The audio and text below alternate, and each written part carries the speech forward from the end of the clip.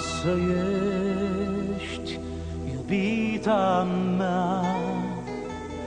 La ceas târziu noapte tu strălucești în viața mea. Te rog, ascultă-mi inima, privește-mă și nu pleca.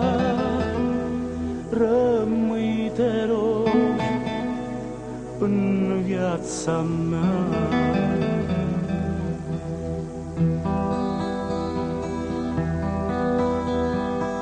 Când vine noaptea eu adorm cu gândul iar la tine, să vii din nou în visul meu, să vii înapoi la mine, să te opresc, să mă trezesc și tu să fii cu mine. Frumoasa mea, în noaptea asta să ne iubim ca doi nebuni, să fiu altarul vieții tale, să fiu iubitul tău din-tâi, să fiu altarul vieții tale, să fiu iubitul tău din-tâi.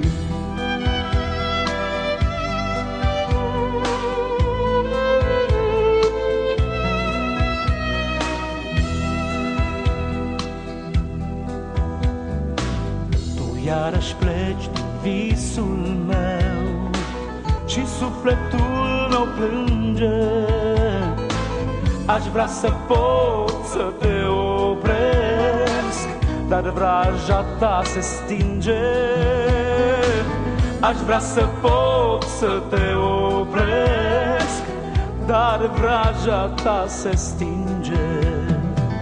Ce mult aș vrea să te întâlnesc când soarele apare, să fim doar noi doi pe pământ, să ne iubim în mare, să fim doar noi doi, tu și eu, să ne iubim în mare.